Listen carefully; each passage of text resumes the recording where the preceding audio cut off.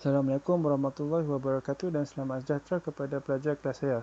So, untuk kelas kita pada hari ini, kita akan mempelajari tentang pembentukan image oleh kanta. So, we will learn about image formation by a lens. Okay, the reason kenapa kita belajar tentang ni adalah supaya kita tahulah sifat-sifat kanta tu dan juga ciri-ciri image yang terhasil oleh kanta tu apabila dia terbias ataupun refracted lah refracted through mediums. Macam tu. Okey, kalau kita dah sebelum ni dah belajarkan pembiasan cahaya bila dia masuk dalam daripada air to water ke to glass ke, macam mana dia punya refractive index tu. So dalam ni kita akan belajar lah kanta tu macam apa image dia yang terhasil secara lebih dekat, sebab yang sebelum ni kita belajar macam belajar secara macam kita tengok macam satu cahaya je tapi tak ada pun image yang terhasil tu, macam boleh besar ke kecil ke macam tu. Okey, dan kantor ni juga jangan macam tak pakai pun dalam kehidupan seharian, pakai lah.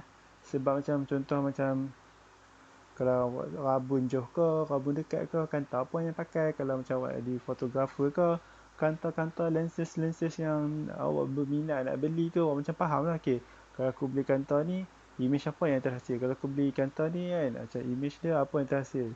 Kalau macam aku image ni, kalau aku dekat ke jauh ke, lagi besar ke lagi kecil ke, macam tu.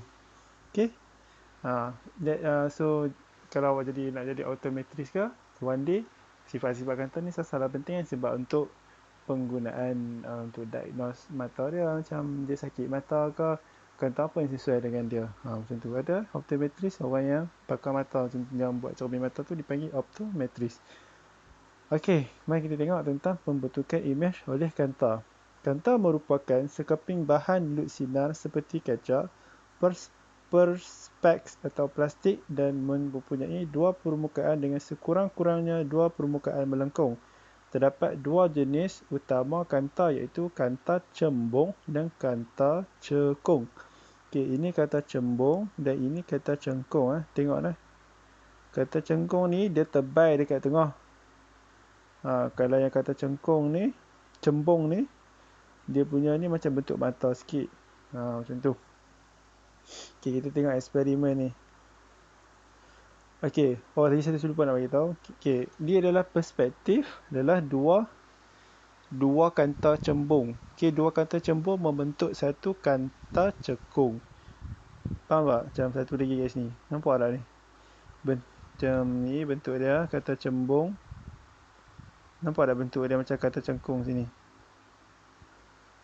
Maknanya satu kata cembung saja, tapi dua kata cembung dia akan jadi satu kata cekung. Itulah dipanggil dual lens ataupun bilens, macam tu. Okey, aktiviti 6.7 menunjukkan kata cembung sebagai kata penumpu dan kata cekung sebagai kata pencapah ataupun diverge and converging lens lah dalam bahasa Inggerisnya. Kata cembung, kata cengkok. Okey, ni radas ni lah. Okey, awak tengok lah. Kotak sinar, plug 3 celahan. Okey, maknanya kan a beam of light tu dia macam cahaya. Contoh awak ada torchlight tu, awak suluh dia tu macam torch lah kat handphone awak tu, cahaya dia banyak kan. Cahaya dia very macam a beam of light lah kan.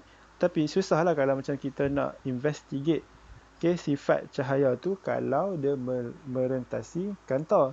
So kita buatlah plat 3 celah ni supaya cahaya yang lalu melalui dia akan terbentuk satu garis lurus.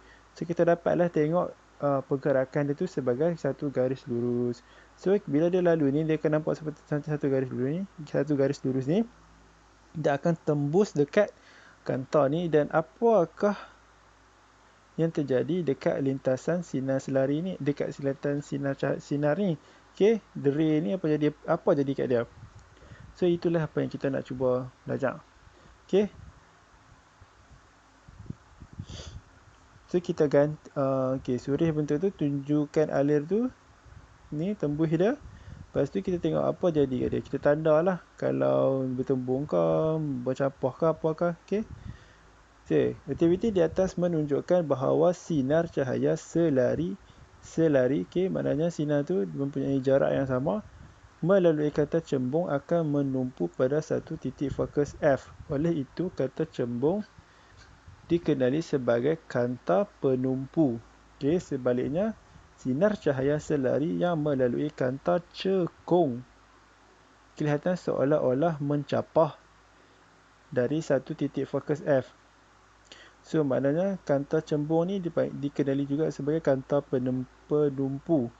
Okey, kata penumpu. Mana dia tertumpu kepada satu titik. Dan ni dipanggil kanta pencapah sebab apa? Bila cahaya tu lalu kanta ni, dia capah jauh, maknanya dia refract dia tu refract and tak bergabung dengan satu sama lain lah. Dia dipanggil kanta pencapah. Jada 6.4 ni menunjukkan perbezaan antara kanta cembung dengan kata cekung. So here you can see lah. Okay, bila sinar tu lalu kanta ni, awak nampak lah. Kalau kata cembung tu dia akan fokus pada satu titik. Kalau kata cekung tu dia akan mencapah cahaya tu. Sinar cahaya tu. Dan dia tak akan ray of light ni, dia tak line cahaya ni dia tak akan bertemu lah. Macam kata cembung. Kita tengok lah, titik fokus kata cembung ialah nyata. Sebab apa? Sebab cahaya yang dibawa ni adalah cahaya asli, maknanya cahaya yang betul, cahaya yang nyata. Maknanya cahaya ni bukan imaginative line lah, maknanya cahaya ni cahaya yang dari sumber dia sendiri. Sebab tu dia image yang kata tu adalah nyata. Titik fokus kata cembung adalah nyata kerana cahaya yang terbias tu ataupun refracted menumpu pada satu titik tu. Okey, oleh itu panjang fokus F dikatakan positif. So maknanya panjang dia daripada paksi pusat optik ni ke titik fokus ni adalah positif. Okey, kanta cengkung pula. Titik fokus kanta cengkung adalah maya kerana sinar biasan seolah-olah mencapah dari titik itu. Oleh itu panjang fokus F dikatakan negatif. Okey, bila cahaya ni dia nak keluar daripada kanta ni, dia mencapah dan dia tak akan pernah bergabung. Okay, so kita tak ada satu fokus lah. So, susah lah untuk kita mengkaji image yang macam nak kaji dia tak boleh lah sebab dia macam pergi sini, pergi sana, pergi sini, pergi sana sebab dia mencapah. It diverge lah kan. So, the only way when dia refract, refract by di kanta ni, kita boleh extend kita kena extend back. Okay, extend back the refracted ray yang macam sebelah kanta yang terrefracted ray ni ke belakang. Dan kita akan dapatlah satu persilangan. Dan persilangan ini kita panggil maya. Titik fokus ni maya sebab apa? Dia bukan ray yang asli. So ni bukan ray yang asli lah, maknanya refracted ray that is been extended, yang dipanjangkan lah. Maknanya refracted ray dia macam tu kan, ke depan, kita extended dia ke belakang dan kita akan temulah pada satu titik. Titik fokus kata cengkung adalah maya kerana sinar biasa seolah-olah mencapah dari titik itu. Oleh itu fokus F dikatakan negatif sebab dia depan. Bila kenapa dia negatif panjang fokus dia? Sebab sumber sinar ni yang refracted ray ni, biasan cahaya yang terhasil ni, yang gabungan persilangan cahaya ni bukan daripada cahaya asli dia lah, yang daripada betul dia. Dia hanyalah extended je. Dia macam tambahan je, bukan yang betul. So dia dipanggil maya lah, imaginative saja. Okey, mari kita tengok istilah optik yang baru. So O ni dipanggil sebagai pusat optik. Okey, titik di pusat optik. Sinar cahaya yang melalui pusat optik tidak dibiaskan. So maknanya bila cahaya lalu dia tak dibiaskan langsung. Tak kira lah concave lens ke convex lens ke, dia tak ada pun. Okey, paksi utama ataupun dalam bahasa Inggeris dipanggil principal axis. Garis lurus yang menerusi pusat optik suatu kanta dan bersambung dengan pusat-pusat dan pusat-pusat kelengkungan dua permukaan kanta itu. So maknanya dia berserenjang lah. Berserenjang dengan paksi kanta. Maknanya dia 90 darjah lah dengan paksi kantor ni. Maknanya macam Kartesian tu lah. Okay, so paksi utama menerusi optik, pasal optik. So maknanya dia mesti through O ni lah. So seterusnya paksi kantor garis lurus yang menerusi pusat optik dan berserenjang dengan paksi utama. Okay, seterusnya titik fokus F, titik yang terletak pada paksi utama kantor. Untuk kantor cembung, sinar cahaya yang selari dengan paksi utama akan menumpu pada titik selepas melalui kantor. So maknanya untuk kantor cembung ni, dia punya titik fokus dia akan tertumpu kepada satu titik. Kalau kantor cengkung, sinar cahaya yang selari dengan paksi utama, okay, maknanya ni sinar cahaya, dia selari dengan paksi utama, dia akan mencapuh lah, maknanya dia diverge ke converge, saya tak sure lah term tu, tapi dia akan mencapuh ataupun dia akan berjauhan lah dengan against saja each other. Macam tu. Okay, U, jarak di antara objek dengan pusat optik kantor. V, jarak di antara image dan pusat optik kantor. So maknanya image awak terhasil contohlah dekat sini, so jarak dia tu dipanggil V. Kalau O, kan, jarak dia dengan pusat optik. Dan F adalah jarak di antara titik fokus dengan pusat optik suatu kantor. Okey, panjang fokus bagi kantor cembung. Kantor cembung dengan ketebalan yang berlainan mempunyai fokus yang berlainan. So maknanya lagi tebal, lagi kecil, lagi pendek kan, lagi tebal, lagi kecil kan, macam mana? So bolehlah awak cari tengok yang tu. Okey. Kedudukan image dan ciri image yang dibentuk oleh kantor. So this is the formation of image and its characteristic lah, that is formed by the lens. Okay, kedudukan image dan ciri-ciri image yang dibentuk oleh kantor cembung dan kantor cengkung boleh ditentukan dengan kaedah melukis gambar raja sinar ataupun dalam bahasa Inggeris ray diagram. Terdapat 3 sinar cahaya utama yang boleh dilukis untuk menentukan kedudukan image. So kita lukis ray diagram ni to know where is the image. Okay.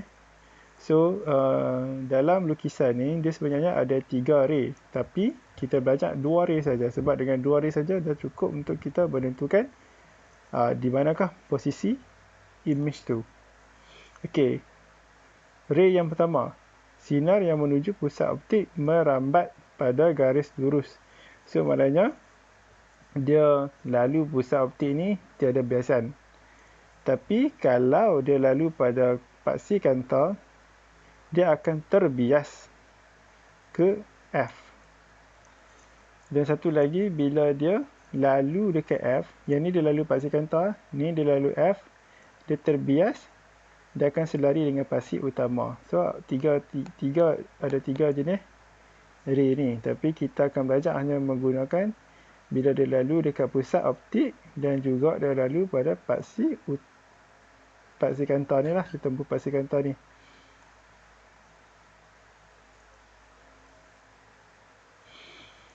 Okey, kalau kata kita akan pakai yang ni saja untuk tengok apabila sinar cahaya tu terbias melalui 2 cara ni.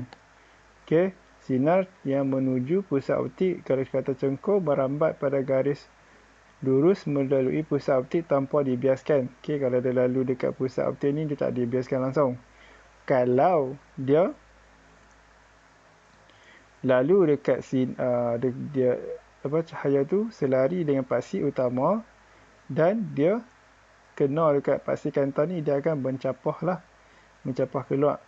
Dan line ni disebabkan dia tak mencapai, kita extended kan dia punya refracted ray ni, maknanya ray yang terbias ni ke belakang, kita ambil refracted ni dan daripada situ kita akan dapatlah satu pembentukan persilangan cahaya. Okey, yang seterusnya dia lalu menuju titik fokus terbias selari dengan paksi utama. So maknanya dia ada dua cara lah antara dua ni. Dia satu selari dengan paksi utama dan satu lagi dia macam selari dengan paksi utama ni Principal Aziz ni, satu lagi dia titik fokus sini menuju macam dia nak ke F ni. Okey, inilah yang saya katakan tadi tu tentang bila kamu ada satu objek kan, macam kamu berdiri depan cahaya tu, boleh nampak lah kata akan terhasil image yang objek tu cahaya tu lalu image tu dekat skrin ni. Faham tak? So untuk eksperimen ni kita akan tengok lah lagi jauh sumber cahaya dengan objek tu dengan kantor ni lagi besar ke image lagi kecil. Kau lagi dekat lagi besar, kau lagi dekat lagi kecil. Kita tak tahu, so kita buat eksperimen. So daripada eksperimen tu kita dapati inilah apa yang terhasil. Jadual 6.7 dan 6.8 menunjukkan gambar raja sinar serta ciri imej masing untuk kanta cembung dan kanta cekung. So ini kanta cembung dululah, kita tengok. Apabila objek di infinity, apa maksud dia? Bila objek di infinity tu, maksud dia objek tu jauh sangat sampai dia boleh dikatakan duduk ikat infinity. Tapi cahaya yang dibawa oleh lampu tu, cahaya tu, sinar tu still tembus dekat kanta cembung ni. Apa yang akan terjadi? Maknanya satu dia akan melalui pusat optik dan satu lagi dia akan melalui titik fokus. Dia melalui titik fokus ni dia akan terbiaslah keluar melalui kanta ni dan satu titik persilangan cahaya akan berlaku dan imej akan berlaku dekat titik persilangan ni. Jarak imej, maknanya imej yang terhasil tu jarak dia selepas kanta tu, maknanya contoh awak tengok dekat sini lah, awak akan nampak lah imej tu jarak dia sama dengan F, iaitu jarak di antara pusat optik dengan titik fokus. F, imej dia imej di F. Maknanya imej dia tu berada di titik fokus ni lah, dan jarak dia tu sama dengan titik jarak fokus dia. Dan imej yang terhasil adalah nyata, songsang, diperkecil. Maknanya songsang ataupun dalam bahasa Inggeris dipanggil inverted. Maknanya contoh imej dia berdiri sini, awak tengok dekat sebelah kanta ni, imej dia terbalik. Macam kat sebelah sana dah betul, sebelah sini awak dah terbalik, macam tu. Dan saiz dia diperkecil sebab dia macam jauh belakang tapi cahaya dia still ada dan imej dia kecil, halus ya. Apabila objek O lebih jauh daripada 2F. Kalau yang tadi dia 2 infinity, tapi yang ni dia macam contoh sini F ni kan 2 cm. Sini 4 cm, mana sini mungkin 6 cm. Maknanya dia still dari dalam pada garis ni lah, pada paksi utama ni. Jarak imej dia dengan paksi optik ni, pusat optik ni adalah U is bigger to F. Jarak imej yang terhasil adalah di antara F dengan 2F. Maknanya dia duduk di tengah-tengah ni. Dia duduk kat tengah-tengah tu. Imej yang terhasil adalah nyata, songsang dan masih diperkecilkan. Tapi dia besar sikit lah pada ni sebab apa? Sebab dia makin dekat dengan kanta. Dan imej yang terhasil dia ni pun songsang lah. Maknanya bila awak tengok dekat sana, dia macam terbalik. Dan dia nyata sebab apa? Cahaya yang terbias ni adalah cahaya asli daripada cahaya tadi tu. Objek pada 2F. U sama dengan 2F kan? U adalah jarak objek dengan pusat optik. Jarak imej adalah sama V sama dengan 2F. So maknanya imej yang terhasil sama, contoh dia start dekat 4 cm ni, so imej yang terhasil pun 4 cm juga daripada jarak dia daripada pusat optik ni lah, imej di 2F. Saiz dia nyata, songsang, dia macam terbalik, dia real dan sama saiz dengan objek. So kalau awak nak objek tu sama saiz, apa awak tu buat? Awak kena letak dia pada dekat 2F lah. Macam tu. So seterusnya, objek di O. So objek O di antara F dan 2F, mana dia sit between 2F dengan F. Jarak image adalah V. Dekat dia lagi belakang lah daripada 2F, maknanya kalau sini 2, 4, sini 6 kan. So dia lebih daripada 4 cm, dia jauh daripada 2F. Image lebih jauh daripada 2F. So image yang terhasil adalah nyata, songsang dan diperbesar. So maknanya makin dekat dia dengan F ni, dia makin besar lah, macam tu. Seterusnya objek O pada F. So kalau O pada F, objek itu pada F, image di infinity. Maknanya image dia tu besar gila. Okay, sampai dia di infinity. Okay, maknanya bila dia terbias refracted kan by the lens ni, dia punya lens yang terhasil di belakang ni tak akan bertemu tau. So apa yang kita boleh buat adalah kita extended back the refracted ray ni sampai ujung, sampai infinity tu tak tahu jauhnya. Kita akan dapat dah satu persilangan dia sampai sini. So maknanya image dia tu yang hasil tu sangatlah besar. Okay, maknanya kalau macam, tapi image yang terhasil tu adalah image maya, sebab dia bukan daripada sinar yang asli daripada sumber cahaya tu. Dia tegak, maknanya dia not inverted lah. Okay, not inverted, dan it is bigger, diperbesar lah. So dia straight, maknanya gambar dia tu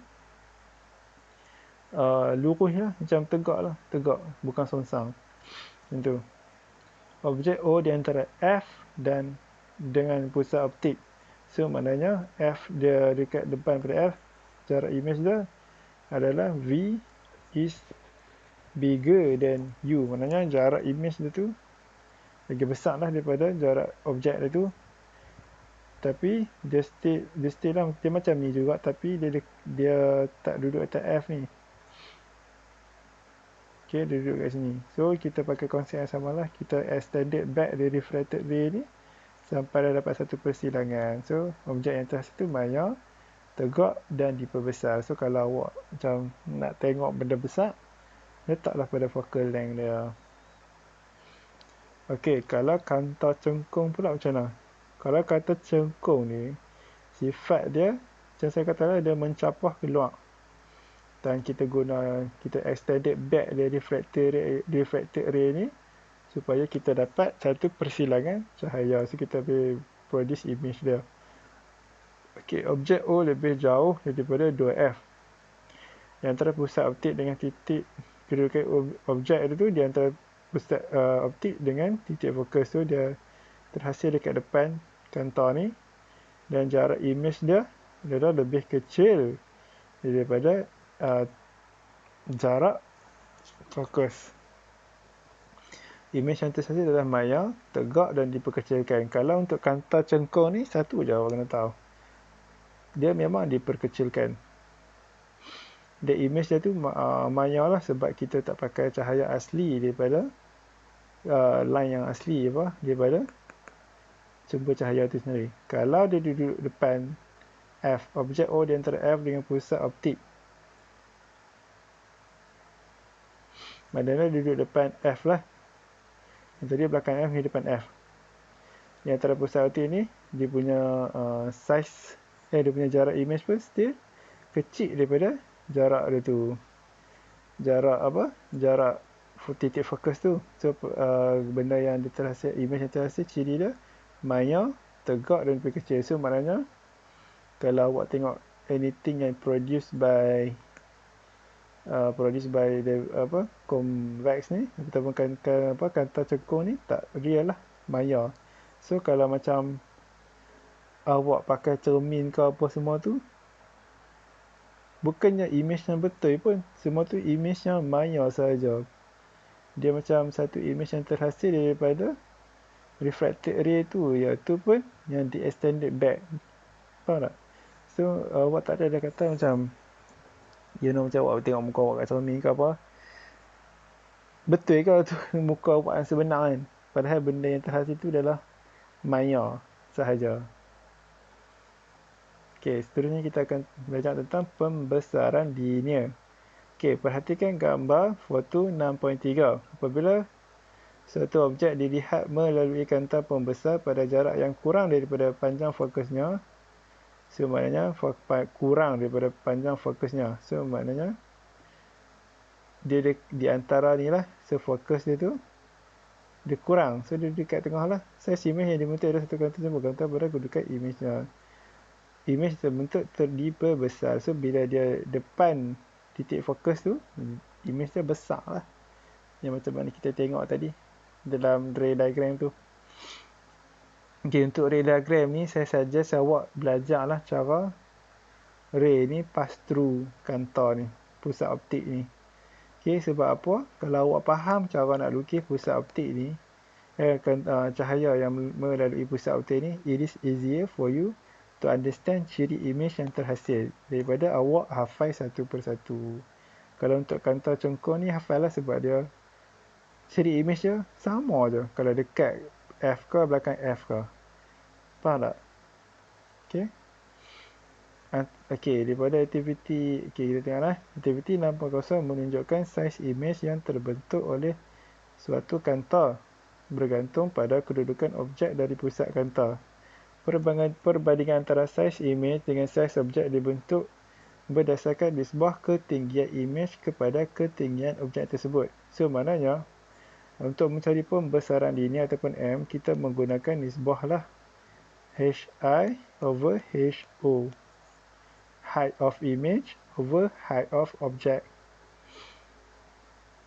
So, kita daripada yang kita belajar dia, kata cembung tu, pembesaran dia. Kita belajar lah image diperbesarkan, tapi dia dibesarkan berapa kali ganda daripada image dia. So, di sini lah kita nak tahu 2 kali ganda ke, 3 kali ganda ke, 4 kali ganda.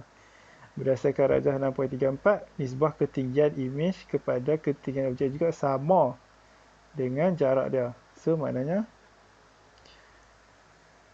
U ni pun, V dengan U ni juga boleh digunakan untuk mencari pembesaran. So, maknanya M is equal to HI over HO is also equals to V over U. Okay, simple saja. Okay, seterusnya kita akan belajar mengenai formula kanta nipis. Anda telah pun mempelajari kaedah untuk menentukan kedudukan image dan ciri-ciri image yang dibentuk oleh kanta cembung dan kanta cekung melalui lukisan gambar rajah ataupun ray diagram lah. Selain lukisan gambar rajah sinar, formula kanta nipis boleh digunakan untuk menyelesaikan masalah mengenai kanta. Okey, awak boleh pakai. So, inilah formula dah. Formula ni sangatlah penting lah, sebab formula ni pakai untuk mencari jarak focal length, untuk mencari jarak image, jarak objek dan jarak image. 1 over F is equal to 1 over 2 plus 1 over V. Okey, kita tengok lah, kedudukan kanta tu bila dekat dengan objek tu dia besar. Kalau duduk jauh tu dia kecil. Okey, untuk aktiviti kelas kita pada hari ni, kita jawablah guna formula tu untuk soalan ni. Okey, awak buat graf, awak buat M, cari M, lepas tu cari nilai pintasan, cari ni 1 over F dia berapa, lepas tu jawablah kesimpulan dia. Semua value dia dalam ni saja. Nampak tak ni, dia bagilah awak masuk pakai formula, cari saja.